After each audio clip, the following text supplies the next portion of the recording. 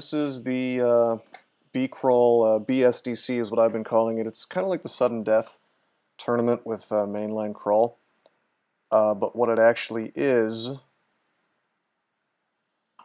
is a fork of Dungeon Crawl Stone Soup, and it's going to be 8 combos, sort of overlapping, unlike the CSDC tournaments. So technically 4 of them are available already to play. I've played none. The first one is a Demigod Gladiator. Alright, so each combo has a 12-day window to play it.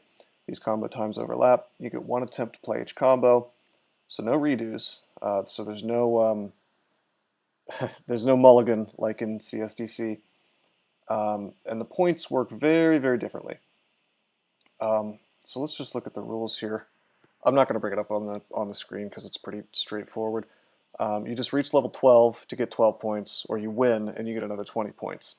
And that's for every single game. That's all there is for the games. But then there are one-time points, okay?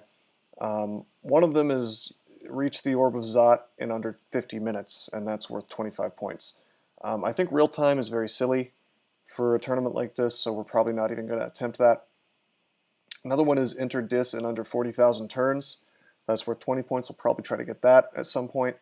Maybe not on this character, but who knows. And then there's 10 points for each of the following runes: Slimy, Silver, Iron, Icy, Obsidian, Bone. So basically just do a 15 rune run at some point in the tournament, fine. And then you get 4 points for each of these gods that you get your first rune while worshipping. Che, Vehumet, Dithmenos, Fedhas, Nemelex, Wujen, Sifmuna, Uskawa. A lot of sort of odd choices here, which I think is good because it encourages people to sort of use some gods that are maybe suboptimal. Yeah, Carvin's agreeing with me here that real time is dumb. It's just an odd format for it. It's like it makes sense in a tournament where you have plenty of lives, so to speak, but we only have 1 life. So things are a little bit too precarious, I think, to be risking that. But anyway, we can't get our god points this time because we're a demigod. We have to play demigod. We have to play demigod gladiator for this first combo. So we'll open this up and we'll see that we have some weapon choices. And before I make my choice, I think that we should probably talk about the changes to demigod. This is using the new demigod that I thought should have been implemented in mainline a long time ago, where instead of just worshipping no god, also you get various god abilities, which is random. At least it's supposed to be random. In reality, the current implementation is just a set of god abilities that every single demigod gets, which is a little bit disappointing, I would say. But apparently BHOth had a little bit of trouble thinking of ways to balance it, which is fair. I mean, it does sound like a difficult thing to balance, giving a character just like random god abilities from different gods. So I happen to know that the demigod has, every single time, at least in this tournament, for the purposes of this tournament, it always will have growth, which will put plants around me from Fedhas. You can also walk through the plants.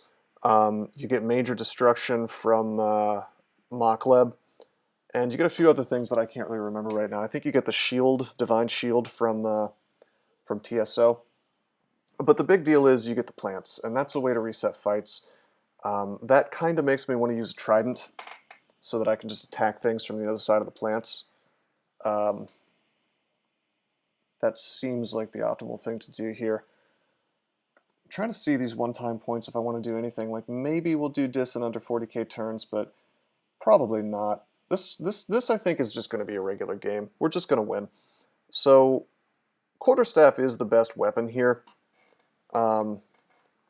but Trident is going to let me sort of cheese the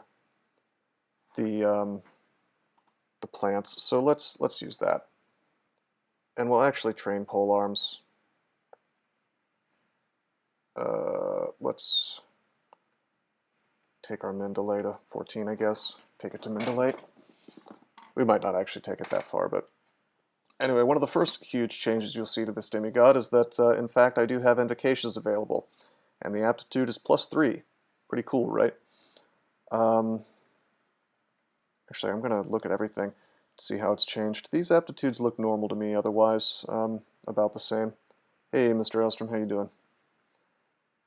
Alright, so I am going to auto-explore. I probably shouldn't, but oh boy, this is quite an entrance. Actually, it's not that bad. We've got the lava to dance around. Yeah, Alstrom, they're not actually random. You know what, we've already found some potentially enchanted weapons, so okay.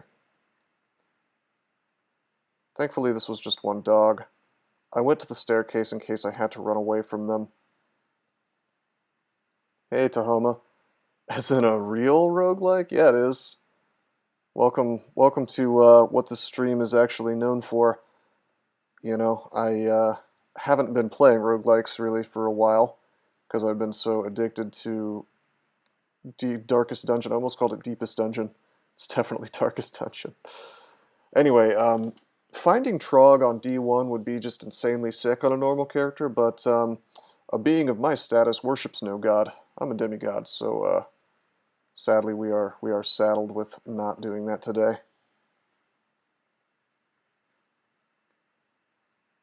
It's okay though. You'll notice I started training fighting because I found these two glowing weapons could very well be branded, so we really might switch to them. So I'm just going to train some fighting, which I'm going to want anyway. You know, that'll give me hit points, that'll give me damage, whatever. It's fine. Move crypto block down again. You know, thank you so much. I would have forgotten to do that. Here it goes. That's better. I really should set up different scenes so that I don't have to do that every time. It's a product of my own laziness, I guess. Sorry about that. It's actually Rogue. No, this is a far cry from Rogue.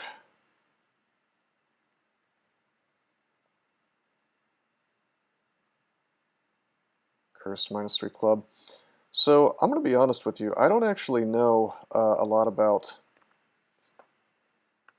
this fork. I think it's based off of Xcrawl. So we've got things like massive piles of throwables and everything always auto-mulches. So we have 148 stones, but we can expect that it'll always disappear, you know, when I throw them. That's an old Xcrawl thing. It seems like we have the auto-identified stuff, like these clubs were warned so we know what they are immediately.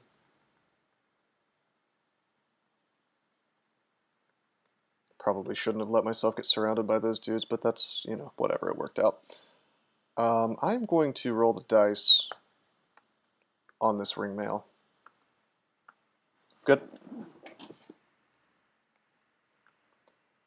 I hate when people mislabel a lot of things roguelikes, are nowhere near being an actual roguelike. Yeah, I had someone in the Roguelites Discord that I recently created for the sub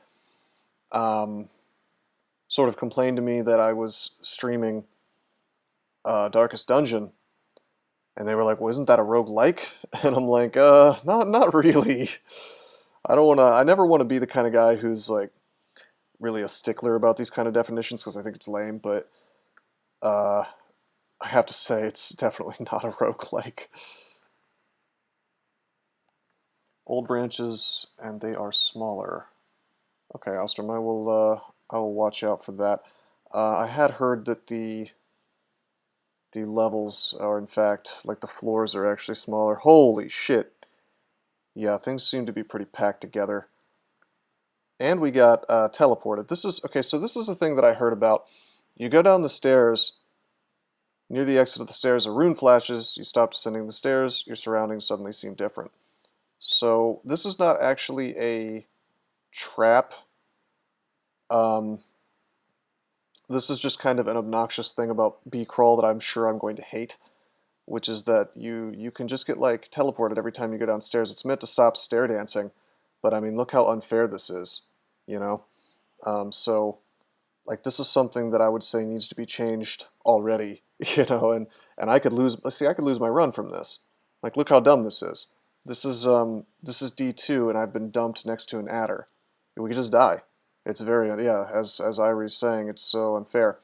I'm not a big fan of teleport traps in general or shaft traps, but now it seems like in B-Crawl, it seems like it is possible to just get owned, you know, a lot more easily in the early game. Can you take a screenshot of this? Sure. I can show this to BHauth later. He's not here. I think he's on Euro hours. I kind of wish he had come to me or to someone else to get some advice on this kind of... this is one of those really obvious balancing issues. Yeah, Carvin, I actually agree. I like stair dancing. I don't think there's a problem with it, and I kind of hate the fact that forks are always trying to fix something that's, in my mind, not even broken. So anyway, I have a couple of options here. We could try to net the adder immediately.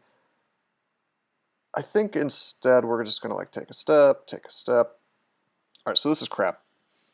I have goblins by me. We're going to have to use some scrolls and potions and things. That's a potion of flight, how cute. Enchant armor, how cute. Immolate, amazing. Well, that was not blink. It was not telly. We're going to die. We're just going to die without being able to try out the potion of might. Lignification. Alright, we could actually survive.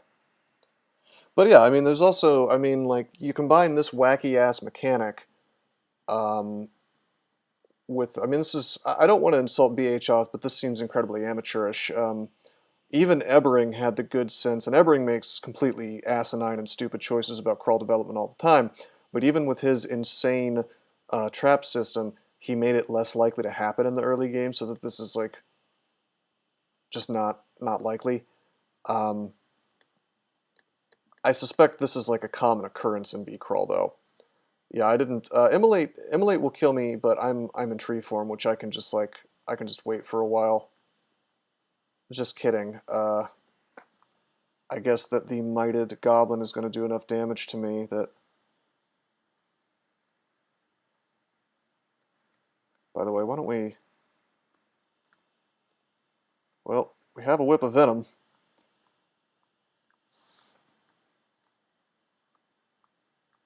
This is so dumb.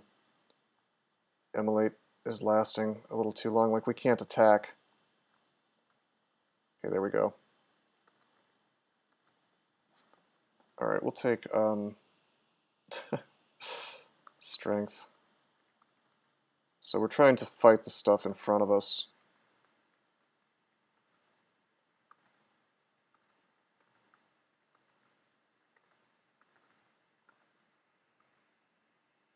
Okay, we got away. Sort of. Rats are speed 10, I think. So yeah, basically we tanked through this stuff with tree form, you know? If we hit a dead end, we're just done. Okay, we have to not take damage.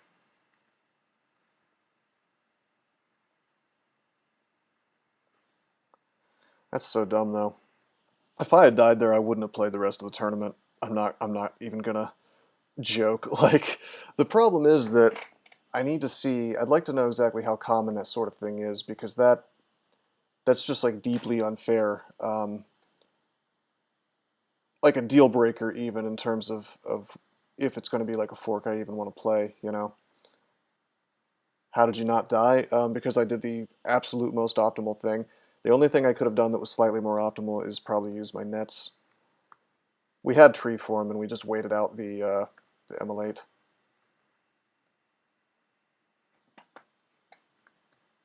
Probably should have netted some of this stuff.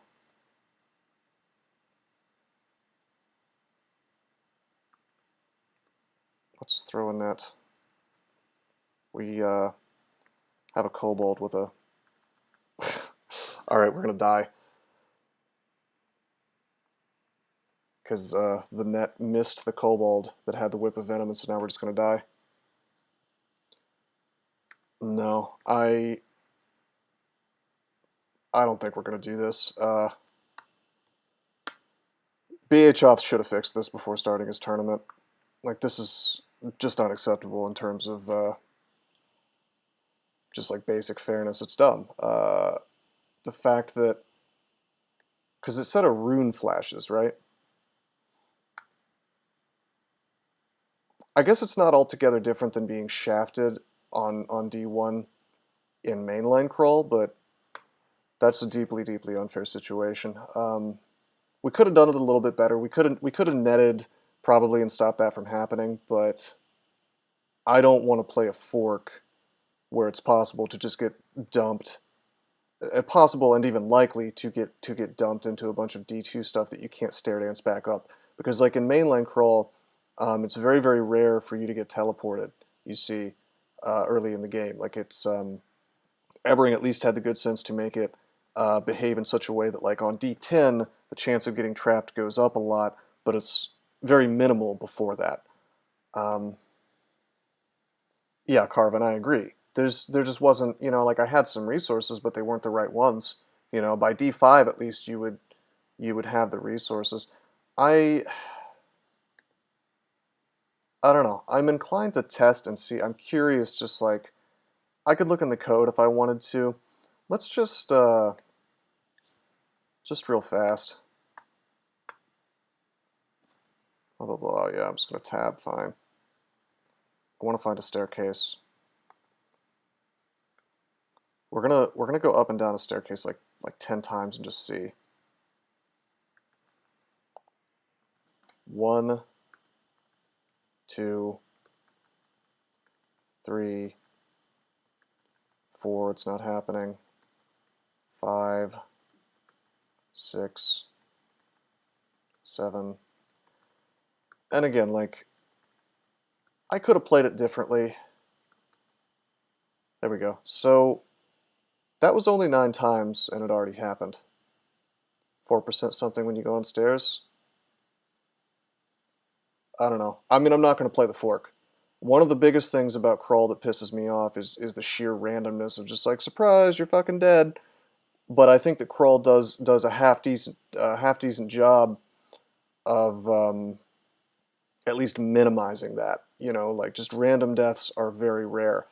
I suspect that they're super, super common in B-crawl just with this dumb stair situation. But look at this. This was, and I know that just one set of like 9 tests isn't going to tell you the true percentage, but I mean, it only took 9 times. Yeah, it did, Irie. Although I went up and down like 9 times. No, this is stupid. BHOth has to fix this, so I'm not going to play his tournament. This is exactly the kind of thing, if I was going to make a fork of DCSS, this is the kind of thing I would avoid.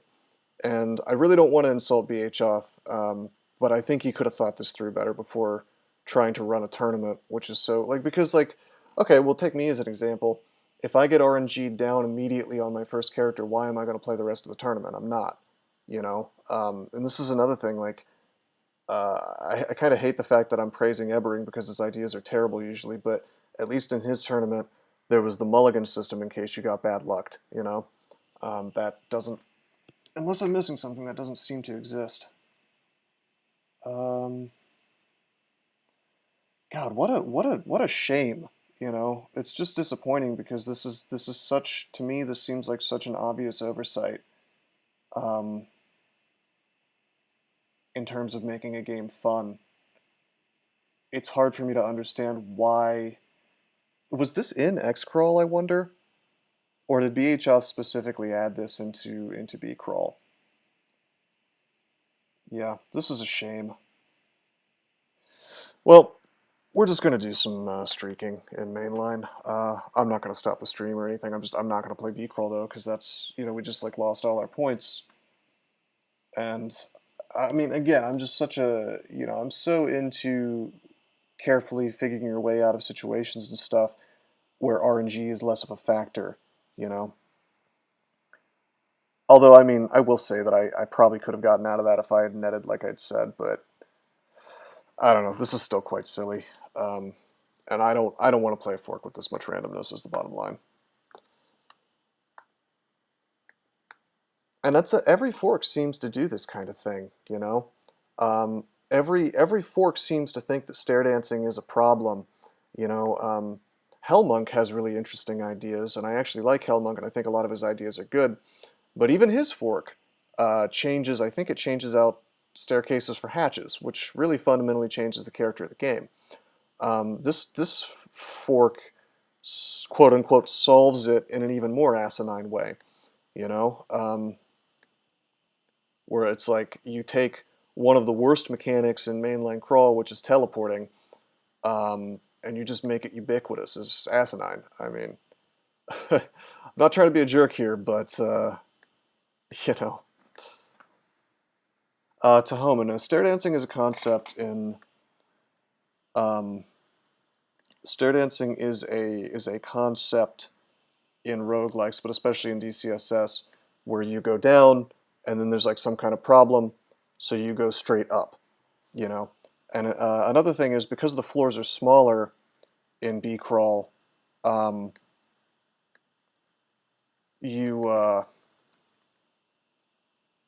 you know, stair dancing becomes even more important because stuff is more compact. You saw how much stuff was in one place. That seems to be the norm in B-Crawl more than the exception.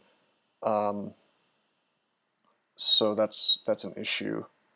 And then like another aspect of stair dancing is like you go down, you go back up, pulling some of the things with you, you fight them, then you go down another staircase. It's just a fundamental part of the game. You take that out, you no longer have Dungeon Crawl Stone Soup, you have something else. And while something else might be good, you don't really have the same game anymore. Like, I don't personally see an issue with stair dancing. Let me log into Barotato real fast. We're just going to do a streak game in mainline. I hate the fact that this has made me praise mainline, you know? God, what a shame. What a shame. What an obvious oversight. That is just unfortunate.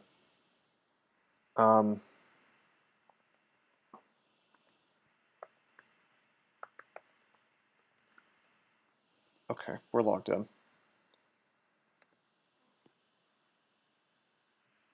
DD or streak. No, this is not Deep Dwarf. Yeah, Tahoma. Although I will say that like finding your way out of a shitty situation is cool, but you need to have resources to do it. You know, I don't know. I probably should have tried to play that a little bit more optimally, because again, I probably could have survived with the net if I had done it in the hallway, but maybe not. I don't know. In any event, I don't want to play a fork where it's so likely to, in such an early part of the game, you just get owned. You get teleported next to adders and whatnot. Like, technically it can happen in mainline crawl, but it's much less likely. I wouldn't go so far as to say it's like the rule rather than the exception in B crawl, but it certainly seems to be a lot more common. And I'm not gonna subject myself to that. You know, I will subject myself to like DCSS streaking and whatnot, but and which can be annoying, but feels much more fair, sadly, you know, than that. So still no dungeon crawl forks that seem to fit the bill for me. Did you know that there are many ways that you can help support this channel? Read about them on rosecrypto.com/support. At Rose Crypto, you can learn all about cool things like the Brave web browser, Bitcoin, and other cryptocurrencies. Thanks for watching, and don't forget to like and subscribe.